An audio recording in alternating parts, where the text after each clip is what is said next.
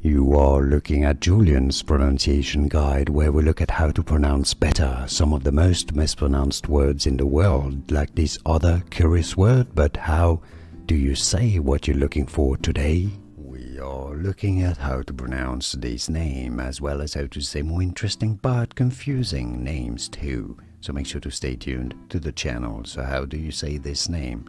If you're talking about the name of the Spanish painter or Catalan painter, to be exact, this is said in the original language as Miro, Miro, stress on the second syllable, Miro.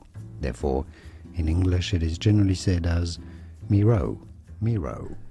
Here are more videos on how to pronounce more confusing words and names too many mispronounced. Like this video if you found it useful. I appreciate your support. I'll see you soon and thanks for watching.